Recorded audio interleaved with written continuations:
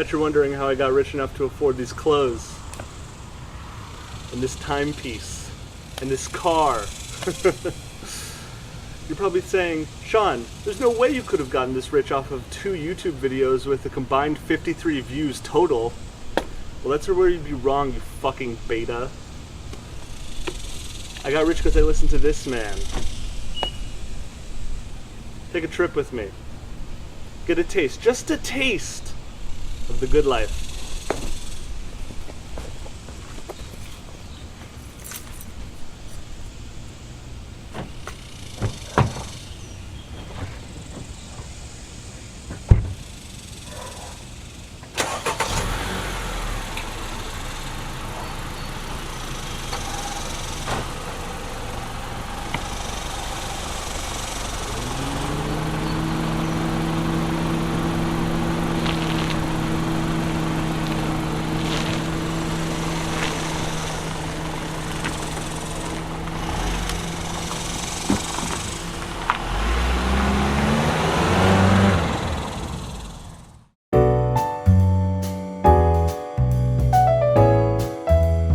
My day is 6 a.m. to noon, and I'm not crazy. You're crazy for thinking it takes 24 hours, just like some dude in a cave did 300 years ago. My second day starts at noon and goes till 6 p.m.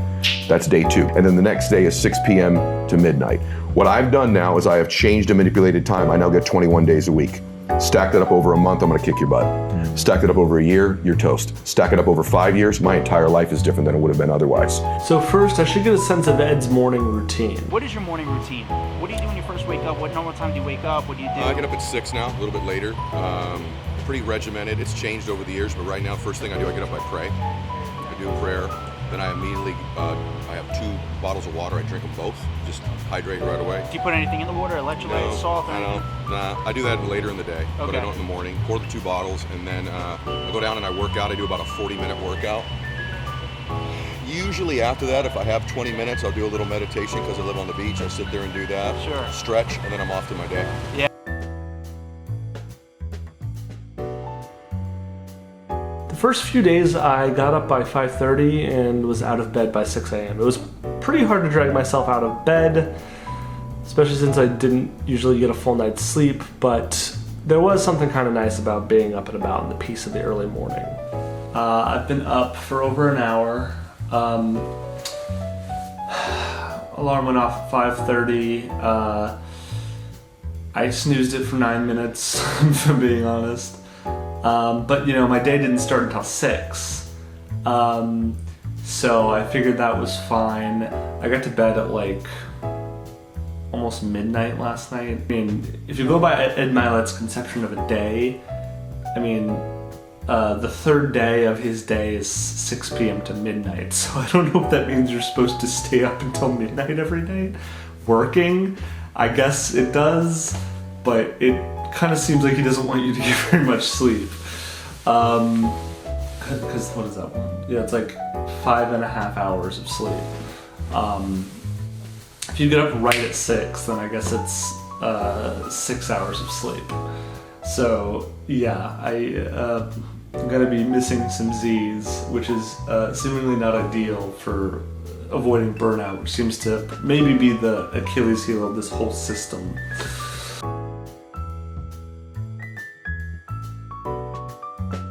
So even though I have been more interested in religious practice as of late, particularly Buddhism, I don't actually subscribe to a faith at the moment. And so I turn to the closest thing I have to a god, which is of course the mighty algorithm.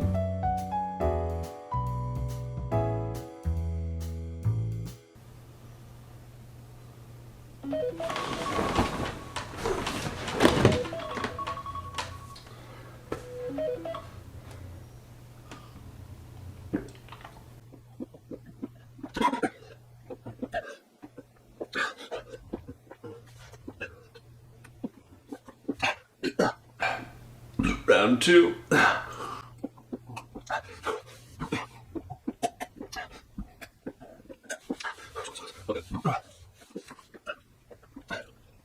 And pray.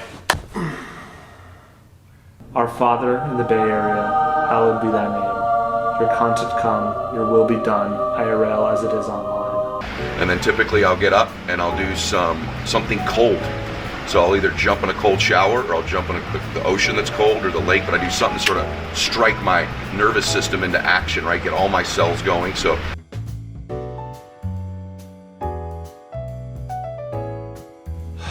Alright, well, I guess I'm gonna take this cold shower, so I mean, it's probably gonna be pretty unpleasant, but you know, I can see it being a little revitalizing, and you know, probably not as bad as I think it's gonna be, but we'll see.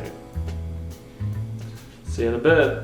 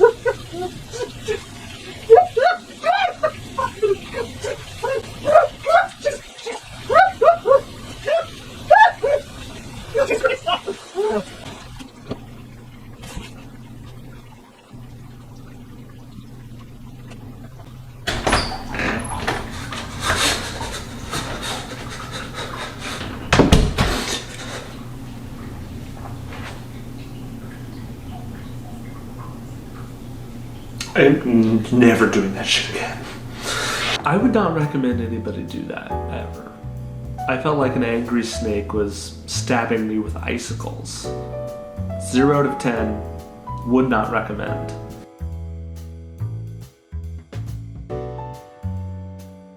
Drinking 1 glass of water upon waking up hydrates you a lot. Drinking 2 just makes you have to urinate a lot.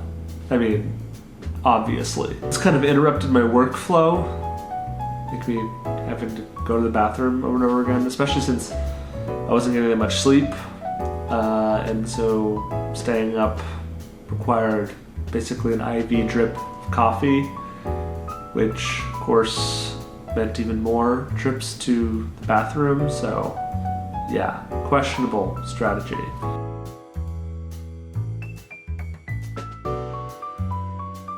I don't have any exercise equipment, and going to the gym makes me feel self-conscious. So I did the most alpha thing I can imagine and filmed myself working out while whining the whole time. 1, 2, 3, 4, 5, 6, 7, 8, 9, 10, 11, 12, 13, 14, 15, 16, 17, 18, 19, 20. Power one more. 21. Oh. This is humiliating. Why am I even thinking about putting this on YouTube?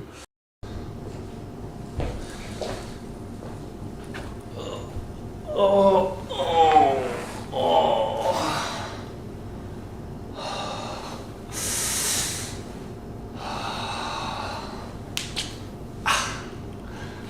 My legs are so fucking sore.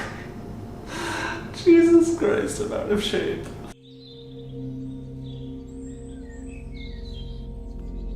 Meditation is very difficult for me.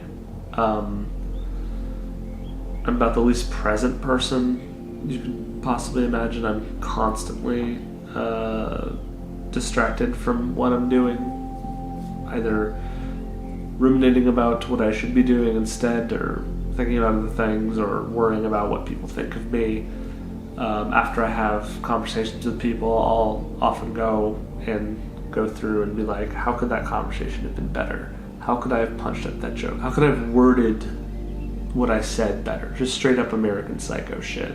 I can't believe that Bryce prefers Van Patten's card to mine. And I guess this explains why I'm intrigued by Buddhist practice, but meditating on very little sleep is very difficult because it just kind of makes you want to sleep. A lot of Buddhist practitioners, or at least practitioners of meditation, don't recommend you know, for instance, meditating right before bed because you're sleepy and you'll probably just start to fall asleep. And I've done that many times. But also, if you don't get a lot of sleep, then meditating even in the morning could make you sleepy. And it did. Buddha nature unfolds like a flower. And throughout this process, we're basking in an experience of unconditional love. And it made meditation even harder.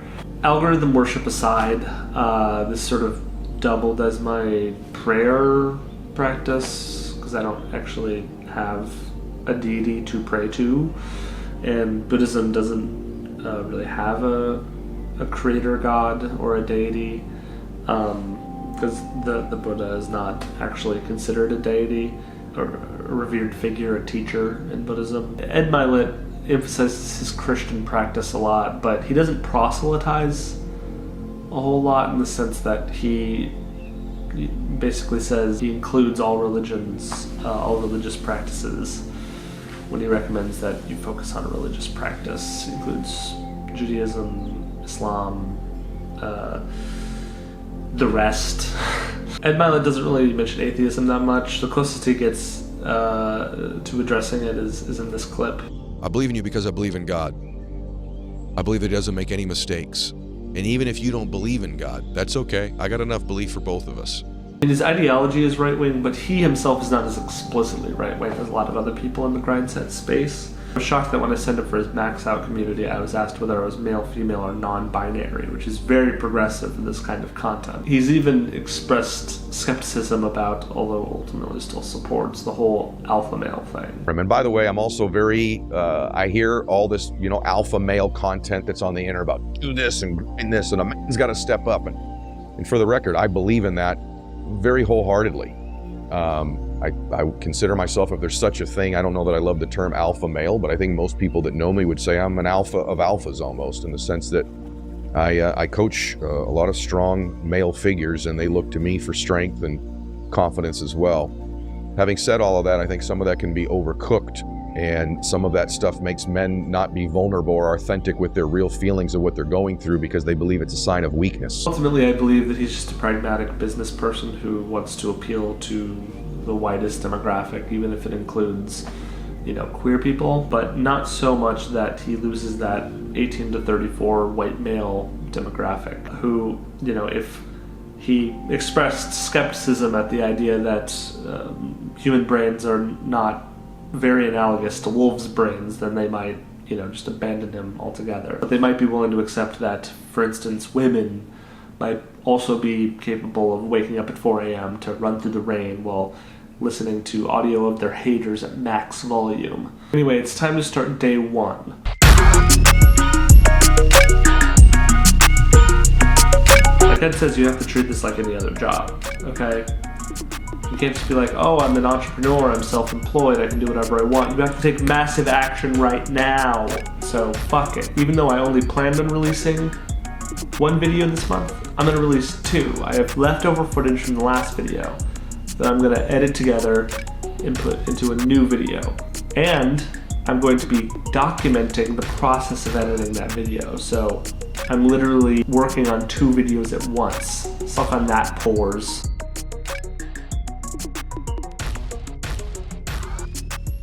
This device right here can both speed up time in your life, or it can slow it down. It's not always a speed tool. So one of the tips that I've covered before but not enough people implement, that I promise you is a quality of maxed out performers that relates to their time, is they control it. They do not react and respond. They dictate the terms of their life most of the time.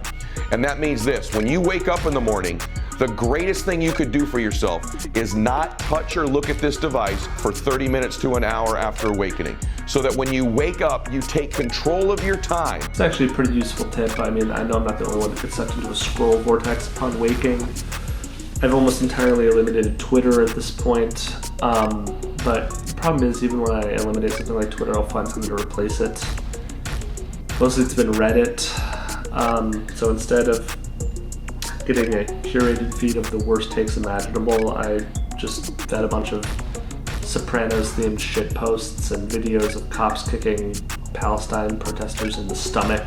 As a side note, I very rarely use TikTok, but because of the ban, I don't want to delete it just in case, I can't download it again. And I'm not very concerned about the Chinese Communist Party collecting my information. I already email them my information all the time, so it's not really an issue. President Xi, please get back to me. I'd love to discuss a sponsorship deal. Again, a lot of this stuff is not super mind-blowing. If you get up earlier, you're going to get more work done, and if you work longer, you're going to get more work done.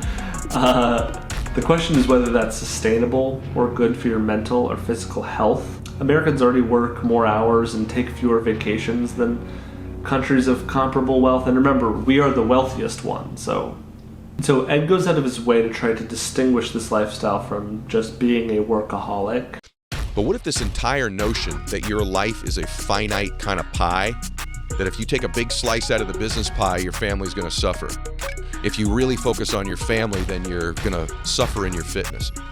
What if the truth is that you're an expanding being that vibrates at a very high frequency, and that when you magnify one area of your life, if you do it correctly, it'll magnify and expand the others, not take from it? He's always saying that having 3 6-hour days per day isn't taking away from family time because he incorporates them into it, but it ends up sounding very transactional. From noon to 6 p.m. is my second day. And in that second day, I fill it up with a full day's worth of fun, memories, meetings, phone calls, you name it.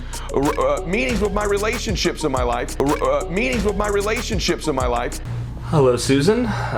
Good to see you. Looks like we have a meeting scheduled from 3:30 to 3:45. So, first item on the agenda, how was school today? Was that girl on the playground mean to you again? Oh, I'm sorry. I just had a memory pushed from 3:45 to 3:31. We're going to have to reschedule this. Actually, better yet, just email me your answer. What's that? You don't have email? Because you're 8? Okay, just send a handwritten answer to my secretary, legibly this time, please. Okay, thank you. See you later. So despite Ed's insistence that you can work from 6 a.m. to midnight without it affecting your family life negatively, he occasionally drops the hint that it actually might be causing some tension. Remember this. Sometimes I had to say this to my family. Pardon my progress, but I'm going to be making progress over here, right? And eventually they might get on board and they might not get on board. But I want to know that at the end of my life, when it's over, that I've given it everything I've got. That I didn't shrink myself because I was a coward. I didn't shrink myself to please small-minded people around me. Daddy, why did you miss my Little League game to FaceTime into an MLM seminar? Pardon my progress, Junior. But fine. It's probably a good idea to carve out time for family and friends, so I'll try that for at least a day or two.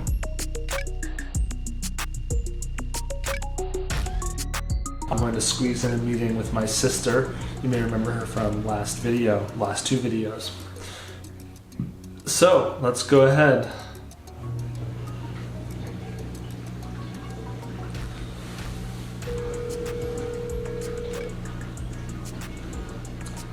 It's tomorrow. It will not be tomorrow until 6 p.m. So I don't. It is just, we're just half an hour into today, which I don't know how that works proportionally to the 24-hour day, which is outdated, by the way. It's tomorrow for me, so you're calling me at midnight, basically. Okay, yeah, in the middle of my sleep. I guess that checks out. I do apologize. But, I just wanted to fit in exactly 5 minutes. Mr. Mylett, Ed Mylett, said that you're supposed to fit in, time for family as well. So I'm fitting in exactly 5 minutes of family time into my busy schedule for today. Okay, well, I need to fit 5 minutes of family time in 5 minutes, so I gotta go. Okay, oh, well, but you have 5 minutes, don't you? Damn it. Damn you! Well, hey, that's just efficiency right there. I mean, I did 5 minutes in, 56 seconds. I mean, that's knocking things off the list. Only high performers can have a 5-minute conversation in under a minute.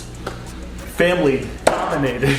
Okay, so just a little update on the sort of family meeting side of things. Something that happens in business.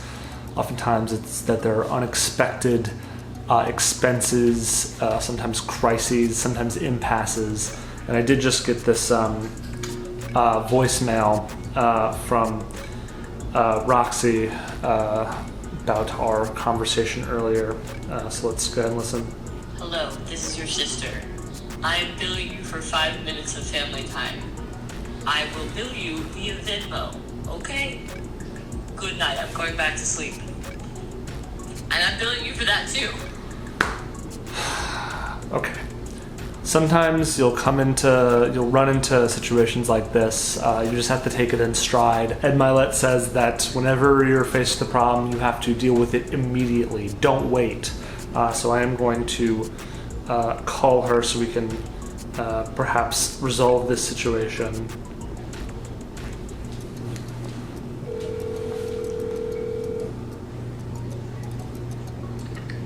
I started the timer.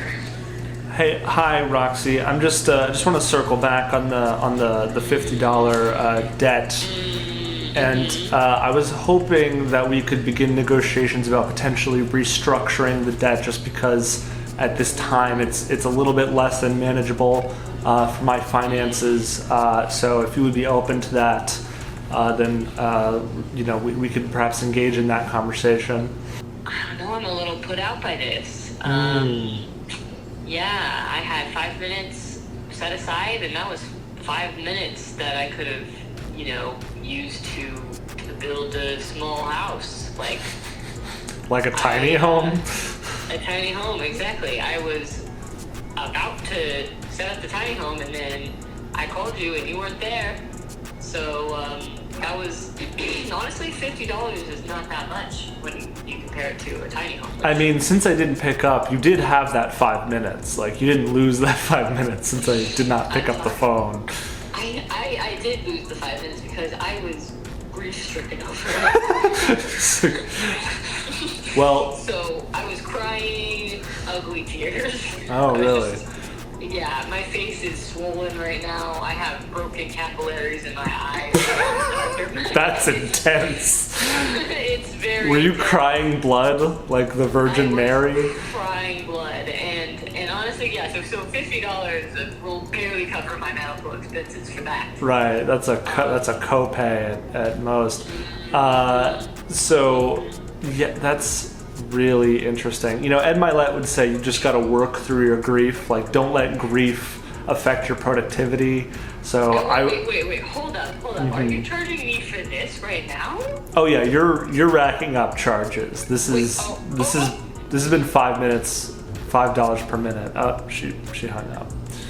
I better make money off this fucking video because I am in deep to my family relations. God, I'm just so tired.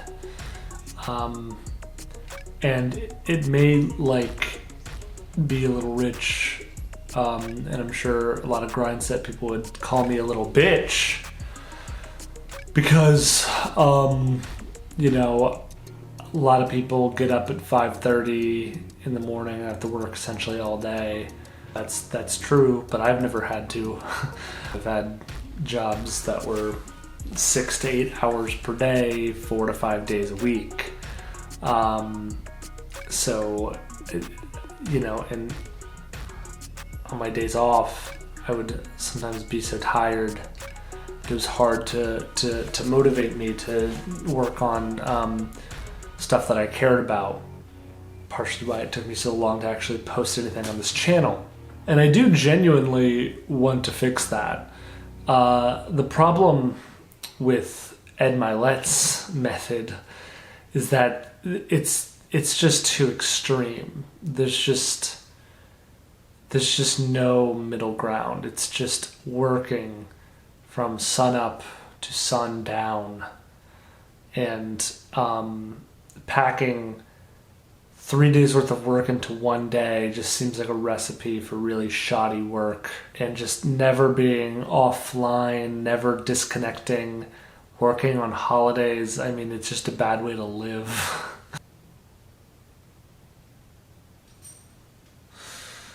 I'm gonna go to bed.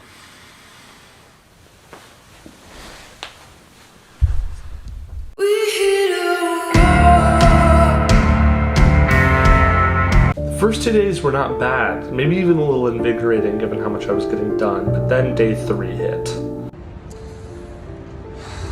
So, yeah, I'm on lunch at my job, and, this is definitely the hardest day. This is day 3, or, I don't fucking know, day 7, 8, day 8 by the fucking stupid Ed Mylett system. Definitely the hardest day so far. I've gotten probably a combined total of 12 hours of sleep over the past 3 days. But yeah, I am feeling kind of lightheaded at times.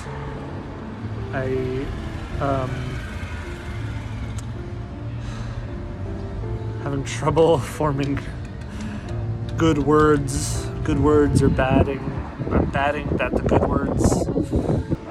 I don't feel sick, but just delirious. I'm kind of doing this in a concentrated time frame, you know, for the just to make content for y'all. But at the same time,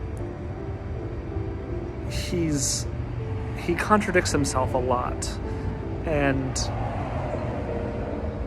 like, I'm sure he would find problems with what I'm doing, saying that I'm not following his philosophy. But I think I broadly am, you know. I'm getting up early. I'm not looking at my phone for more extended periods of time every day. And I am working pretty much all the time. The only time I'm not working is when I'm eating, sleeping, shitting, or trying to fall asleep, or driving, I guess. And even then, I'm trying to get to or from work. I'm fucking... I don't know how I can keep doing this, honestly. I need a decent night's sleep, like I need oxygen. So I'm gonna try, and I know this sounds bitchy, but goddamn, it's kicking my ass. It seemed like it was easier than I thought it was gonna be until today. Now it's really setting in how fucking exhausted I am. Maybe I'm just a weak beta cuck, but I was about 3 conventional days into this, 7 or 8 Mylett days, and I was already feeling profoundly drained, and I was thinking, how in the hell could Ed Mylett have possibly kept this up for 30 years? It's not easy at first, but after about a traditional month, you're gonna go, this is crazy. It's noon, I'm restarting day 2. And it starts to happen to you, and you're just I just use the word for it, you almost become superhuman. So I love this guy, George Camel. His listening face is the face that I make when I'm listening to someone I'm really into. Like, yeah, awesome, so true. Keep talking, I just want to look at you. And not to be horny on Maine, but George Camel can absolutely get it. That understated southern accent, god damn. Anyway, maybe Ed Mylett really is just a Nietzschean Ubermensch, and I just don't have what it takes, or at least that's what I thought, until I saw this! Just a little thing on my health. They've sort of done an intervention, these two, on me recently, and have been for years, kind of asking me to downshift, and step away a little bit. And so I'm gonna step back a little bit from some of the things that I'm doing. What the fuck? You've sworn by this lifestyle for years, saying you gotta work hard, don't take long vacations, cram 21 days worth of work into 7, work from sun up to sundown, and you'll be happy and successful. And now you're telling me you can't hack it? I signed up for your maxed out community so that I could be the first to comment on one of your social media posts and win a chance to be coached by you. And then I realized you haven't posted on social media in 3 goddamn months because you're downshifting? Just because your doctors told you to slow down? What happened to out-hustle everyone, Ed? What happened to don't use COVID as an excuse not to work out, Ed? I trusted you, you son of a bitch. I've been doing this lifestyle for a week, and now Ed's telling me that he had to abandon it so that he wouldn't get a heart attack. Which, first of all, great! Listen to your doctor, Ed. Amy and I have been caring for you for years, and the pace that you are up against, and again, I take care of war fighters, and you're traveling roughly 321 days a year. This guy was traveling for all but a month and a half out of the year. I mean, for a guy who talks so much about how much he loves his family and how much he wants to be there for his daughter's wedding. There are mornings when I wake up, not every morning, I don't want to go to the gym, I go, Bella's wedding, Bella's wedding, Bella's wedding. Other dudes may miss the gym that day because they're not going to miss their daughter's wedding if they don't go, but I've convinced myself I will. I get emotional. He doesn't really seem to be there for much of his family's life. So yes, even though I know that this guy is an MLM grifter, I'm happy that he's slowing down. But then why is he still selling his lifestyle to the rest of us? Maybe I'm being unfair to Ed once again. I mean, he did this lifestyle for decades before he ran into any problems. And he apparently does have a genetic predisposition towards arterial disease, which is not something that everyone has. I don't have much heart stuff in my family, some cancer here and there, but maybe if I really commit to this lifestyle, maybe it can work for me. But if that's the case, then why am I so fucking tired? So it's been over a month since I tried out this lifestyle, and my God, do I feel burned out. I mean, Jesus. A few weeks ago, some kids came knocking at my door, asking if I could pay them to mow my lawn. I was like, oh my God, these kids are out hustling my lazy ass. I was supposed to post this video in early June, for Christ's sakes. Luckily, Ed has an explanation for this kind of phenomenon, and he has a prescription.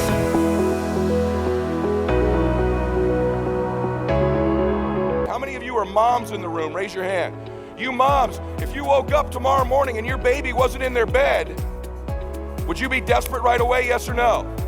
Big time desperation. You wouldn't be thinking about what you need to do. You'd be acting, wouldn't you? You'd immediately make the decision. You'd take massive action. You'd search the house. You'd go into the street. Would you worry if your makeup was on right? How you looked? What people thought about you? You wouldn't, would you? Oh, I just have to act at all times like a parent whose child has been kidnapped. Ed, you're such a genius.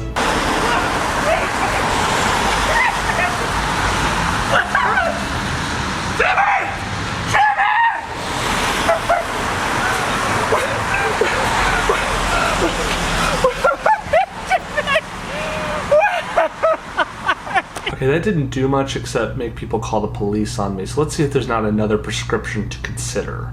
Your identity is like a thermostat setting for your entire life. It's not the external things that enter our lives that dictate what our life is like. In this room, if we open the door and hot air blew in here, 90 degrees of air blew in, right? What would the thermostat do? It would regulate the room, turn the air conditioner on, and cool the room back to 75 degrees. Am I right or am I right? That's what happens in your life. And what's happened to you over and over again is you start to get you're a 75 degree, or let's say in business, and you start to get it going, don't you? It's going better than it's ever gone before. The results are incredible. And then all of a sudden, 90 days later, you've cooled your life back down to 75 degrees again. This regulates everything in our life. So you can't get out over your skis. You can't exceed your identity long term. It'll never happen. This is why people's lives yo-yo up and down, because they always work on the external mechanics and not the internal identity of their lives. And this governs your happiness, your peace, your fitness, your money, all of it. I'm standing up here because I'm great at adjusting my thermostat setting. Yeah, so he's saying we heat our lives up, which is, I guess, good. Nothing I like more than setting the thermostat at 90 degrees, especially now in July. And then the thermostat regulates what we think we deserve, so it brings us back to 70 degrees, which I guess we think we deserve to be comfortable, and that's bad. So I guess that is kind of the epitome of what he's saying. So if I don't feel like I deserve to be a rich YouTuber, I won't be, because Your mind moves towards what you're most familiar with. So if I'm not already rich, how do I train my brain to get used to being rich so that I'll gravitate towards wealth? Because I guess your brain gravitates towards what it's used to. I mean, I want to be at the point where if a Brinks truck drives by, I'll just get a huge erection and run after it like a dog chasing a mailman. But how do I do that? Well, it's quite simple, really. I have to touch my dreams.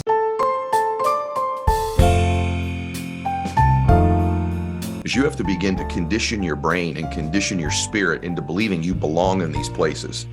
So I want you to write this down. Touch your dreams. It's so important that you touch your dreams, because what that does in your life. Think about it this way.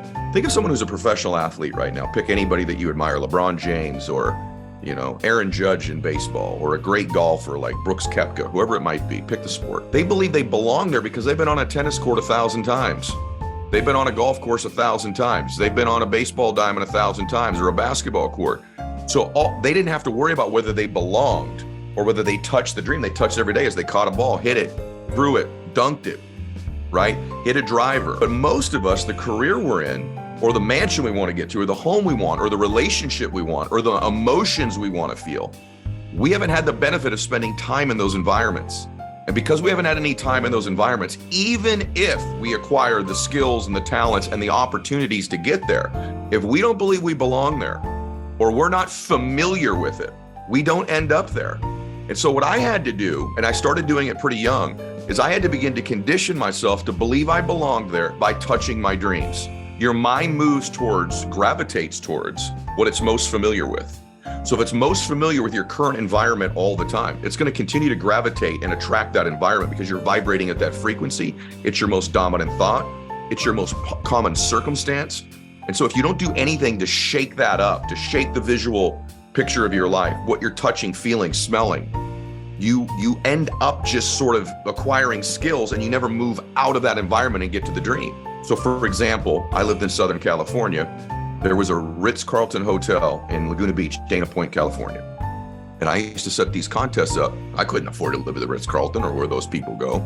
But what I would do is I said, okay, I'm making $7,000 a month. If this month I make 12 sales and I make an extra $2,000, back in that time, I'm gonna take that extra $300 and I'm gonna go spend one night on Saturday night at the Ritz-Carlton Hotel.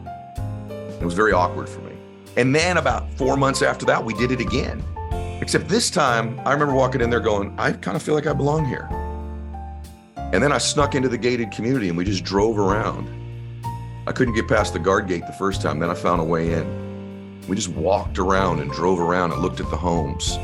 And what was happening is I was just touching my dream and becoming more familiar with it.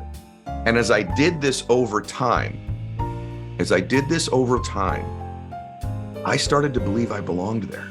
Let's step back and say, Ed, I don't have the money to do that. Great, here's what I want you to do. Whatever your dream is, let's say your dream is something material. Go to a watch store and try on those watches once a month. Go do that. Go to the suit place and put the suits on, but don't buy them. Rent a car for a day. Rent a Lambo for a day. Rent a Rolls Royce for a day. If you have no money, but it's material, drive into the nice neighborhoods. Get out and walk around. Go to open houses. Touch these things. So if you're still wondering how I got this rich, wonder no more. I'm taking a bite of my dreams. If I hustle hard enough, maybe someday I can actually own that house and this car, and maybe I can pay him a living wage or any wage at all. Let's go inside.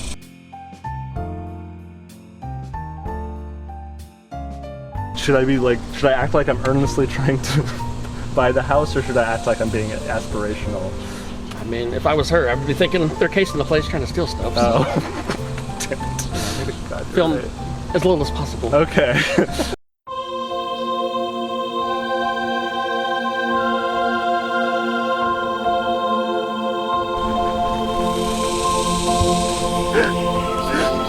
It's so beautiful. It's so beautiful.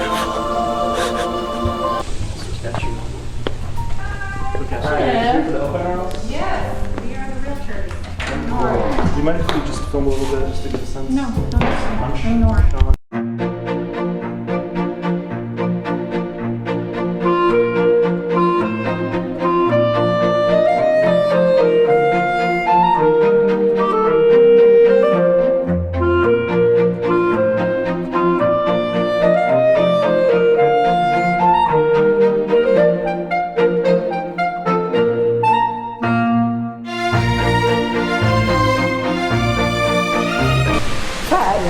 I laughed and said, well, how do you get from your bedroom?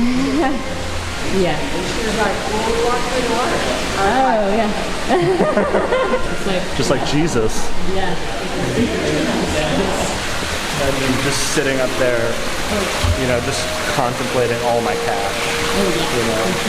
Thinking about life, but mostly cash.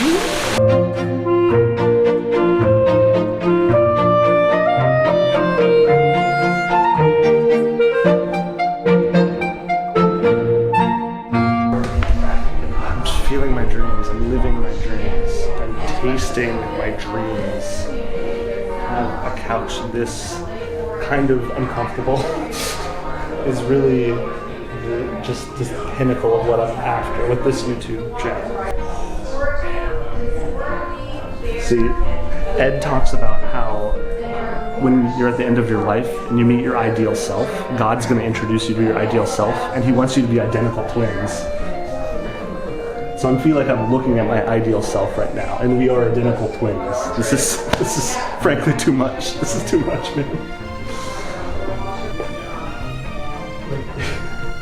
It's funny because I was half expecting like one of these houses to be like really like either super understated, like a lot of like modern like rich people houses are, but this is way over the top. I love it. This is exactly what I was hoping for.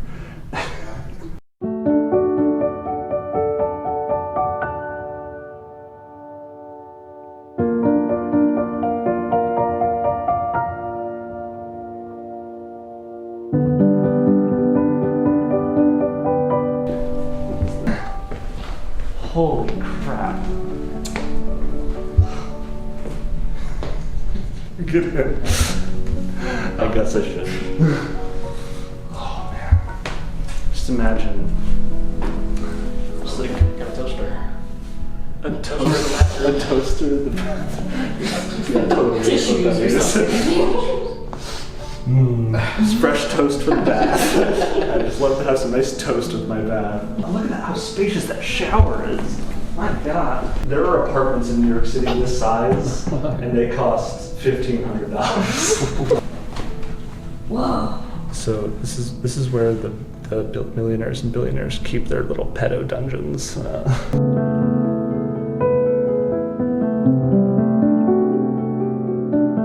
Oh wow, they stuffed the butler. That's incredible. He looked like a nice old man. I'm sure he's glad that he died doing what he loved.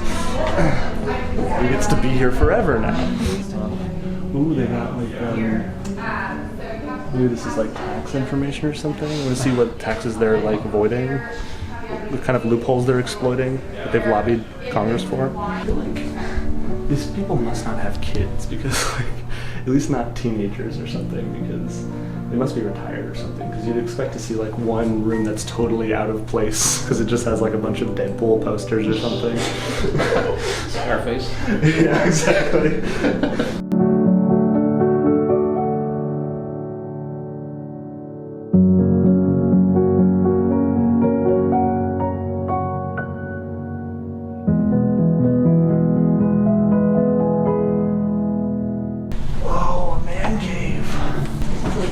Downstairs, but upstairs.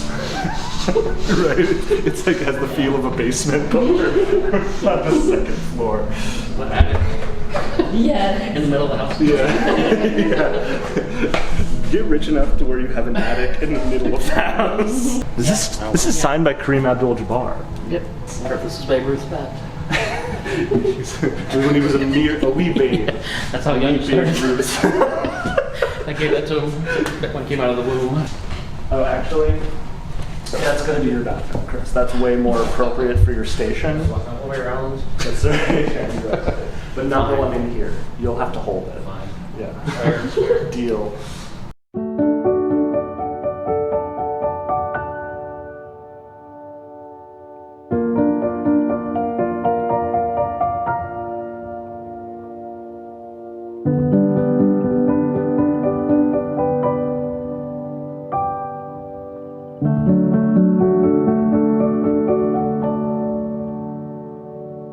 Watch out for the bust under here. Yeah. I guess it's not a bust, it's a statuette. Our butler's so clumsy and like. I beat him about it all the time. You beat him about it? I beat him about it to teach him a lesson. Right, yeah, like you do everybody. I get locked in the flower cutting room a lot. Another bathroom. Yeah, I thought you were about to take a piss. Go ahead and get this. I pulled my pants all the way down just to take a piss. I just end up like just dribbling all over the floor. That's praxis, bitch. Caddy will come and clean it up. Chris always cleans up my piss dribbles. I'm sorry, could you say that again?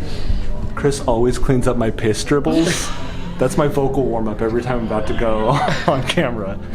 A caddy's work is never done. Someday you'll be stuck just like him. So we had our fun, but if I wanted to be accepted by the wealthy, I had to impress the wealthy. So it was time for one last flex. Yo, look at the time. Don't even ask the question. Look at the time on my time. It was surprising to me because they're Guess I gotta go. Thanks so much, everybody. Of course. And so I don't know about y'all, but I felt like I had earned that off-brand rollie that I then returned a week later.